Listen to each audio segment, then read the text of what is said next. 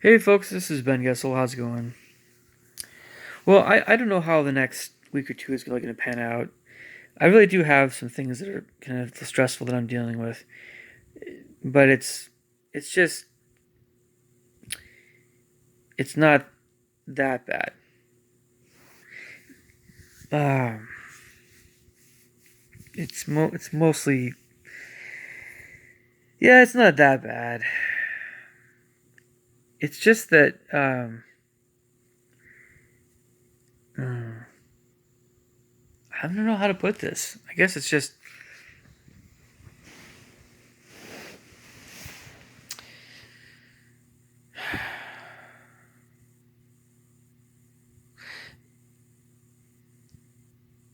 I have no patience. I guess you could say I have zero, as in none.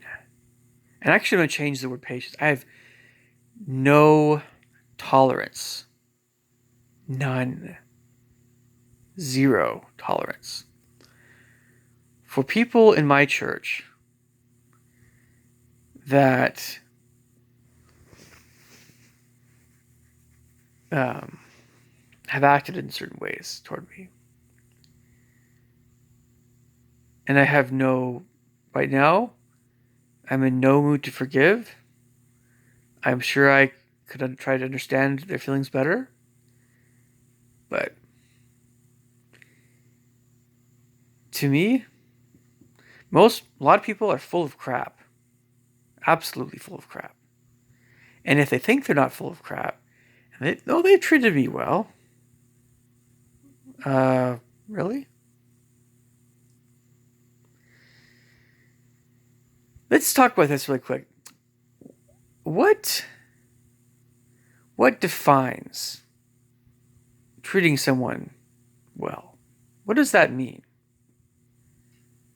I mean, and just think of how pointless or how meaningless it can be to talk about something like this in a Sunday school lesson at church.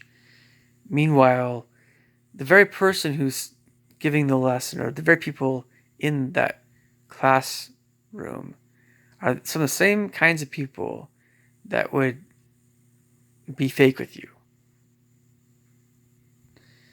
So what does it mean to treat someone well? Well, it depends.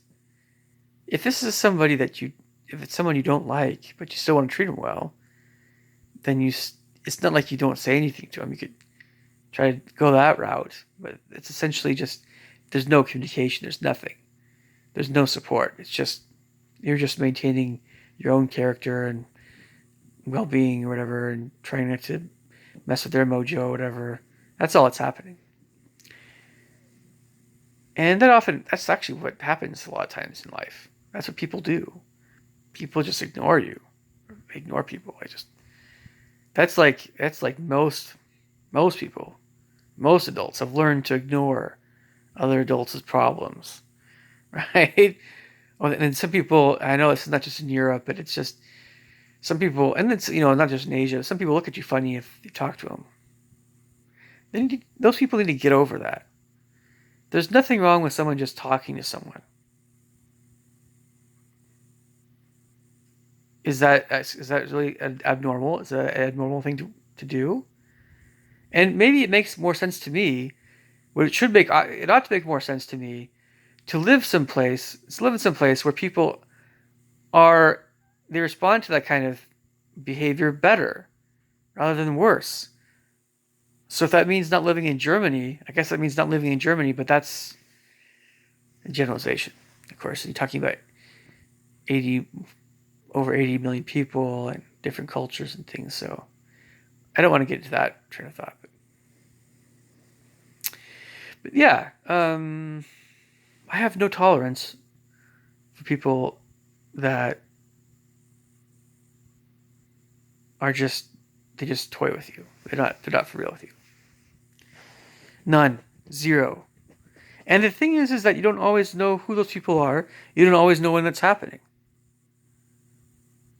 And you don't know why.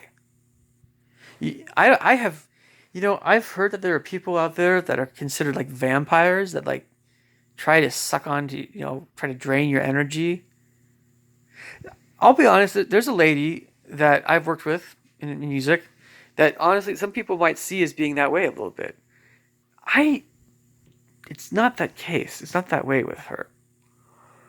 In this case, we're just talking about somebody who honestly tries their best in what they're doing, but for some reason, we can only work on certain things together. Other things, just, it's not her thing. She's no vampire. No. A vampire is someone who kind of drains your energy, like your good energy. Somebody who, yeah, it's a different kind of character. And if I had to name someone like that, it would be closer to a bully. There are people I've known like that in my life. Fortunately, not too many of them. The people, no, you get a knot in your stomach when you're around them. You can't you can't stand them.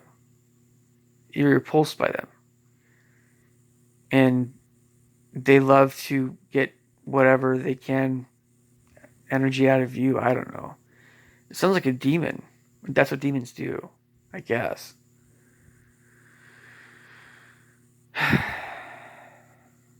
And can you imagine someone like that being at a church setting?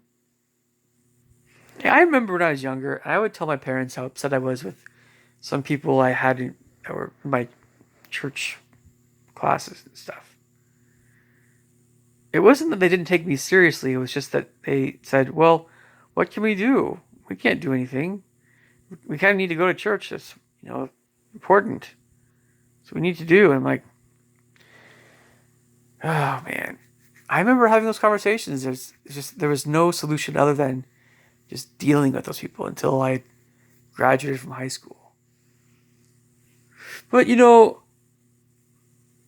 was really not that bad with members of my church growing up. Not the guys, we all had our little whatevers. It was tough, but it was doable. No, in my life, I really have more serious beefs with women. But it's just that some of these attitudes I cannot stand. And I don't think I've ever liked them. Or at least when I became conscious of them.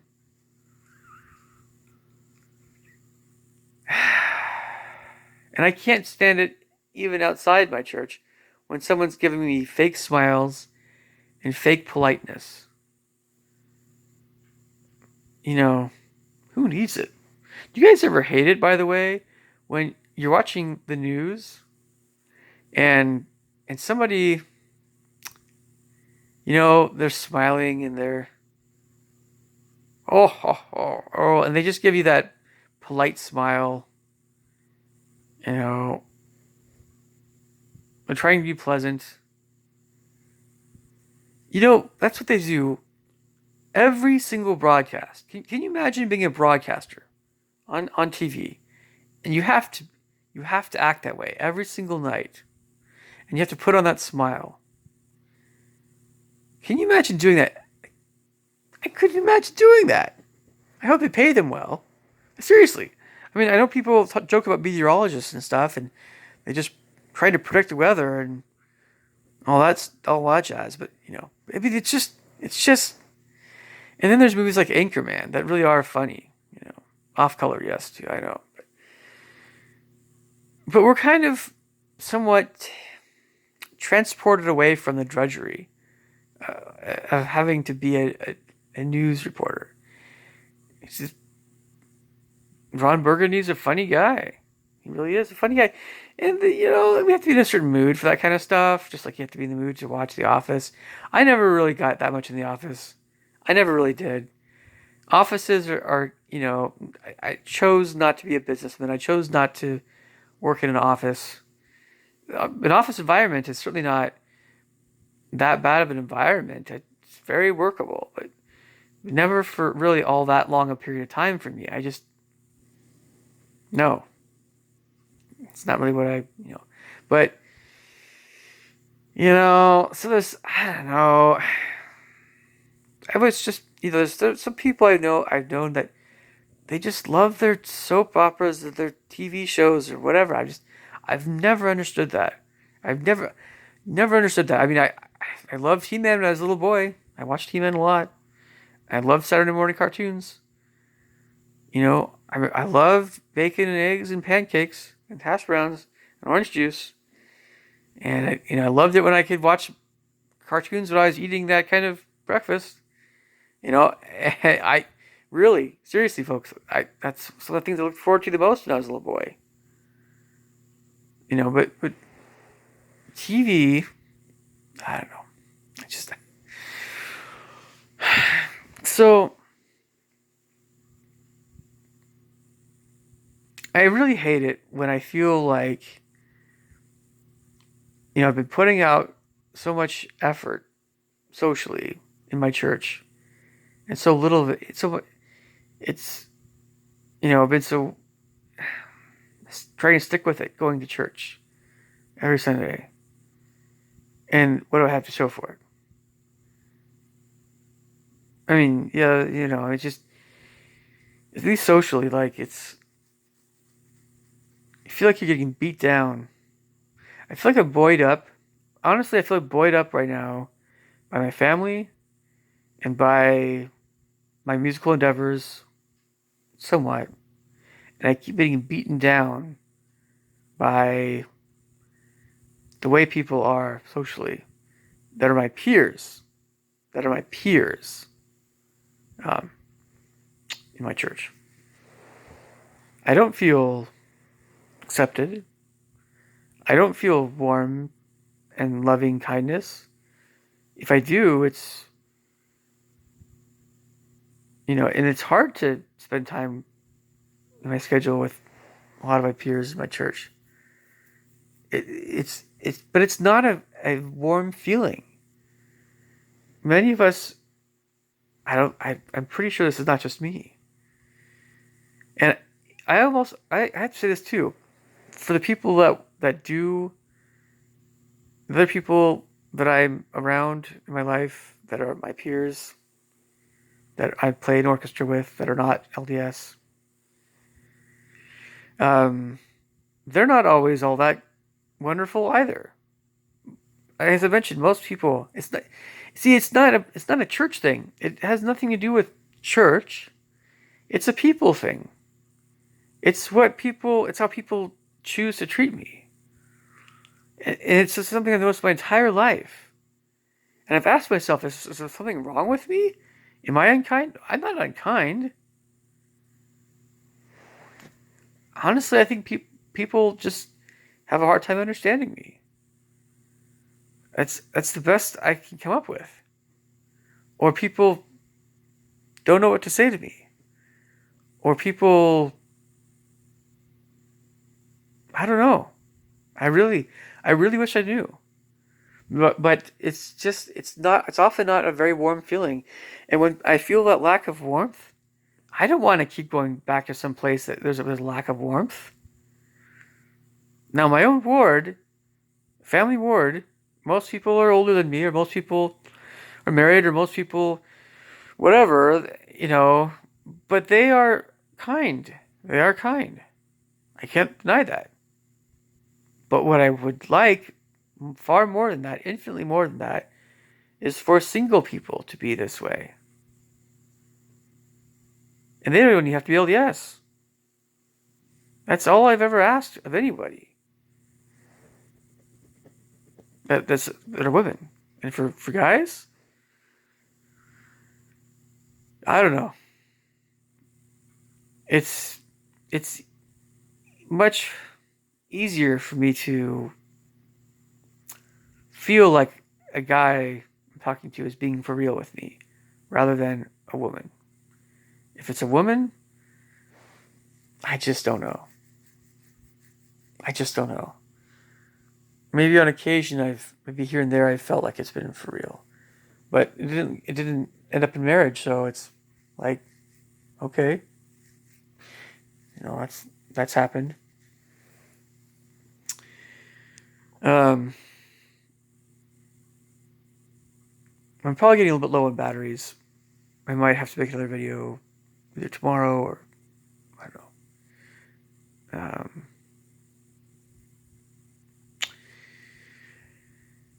just wrap this video here a little bit.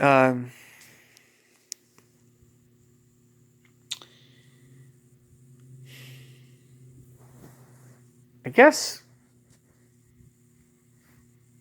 what's in my heart, I guess, right now is kind of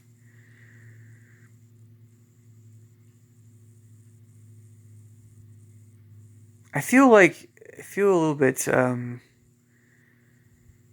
maybe like I'm still searching socially, for folks, talk to, but it's just the unkindness of the world. It's very becoming more familiar to me. How unkind not only the world can be, but also many single members of my church. And not thoughtful. And not wanting to spend time with me. Who do I want to spend time with? People who want to spend time with me, who I enjoy as far as their company deeply, and who have good character, and we have a lot in common. That's who I want to spend time with.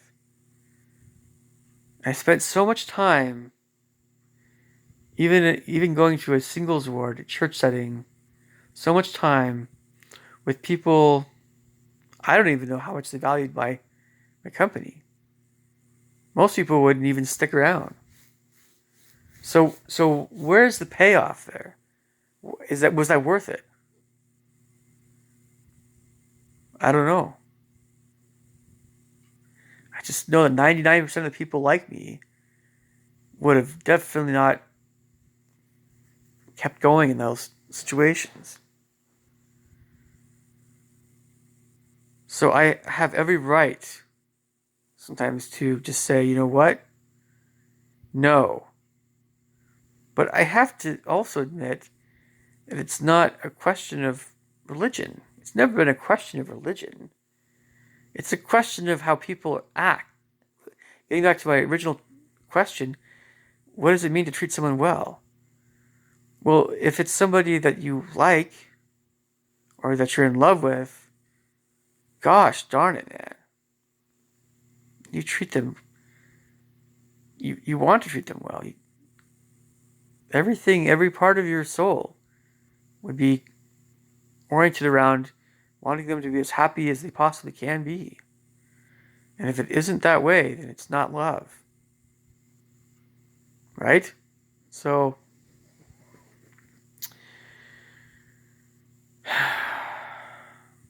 yeah. I mean,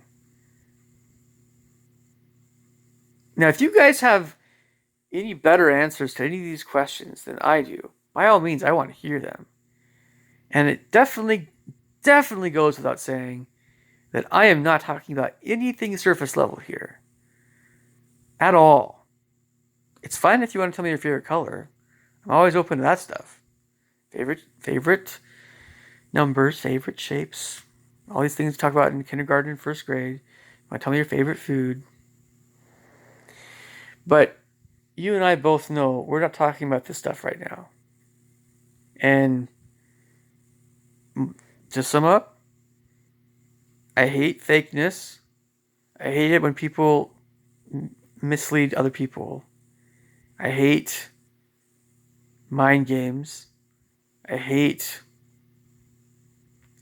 just being socially anxious. I hate all that crap. I hate it all. I've always hated it. I always will. I'm never going to support anything that fosters that kind of crap. All right, by all means, leave me thoughts and comments below. I'll catch you guys later. Take care. Bye.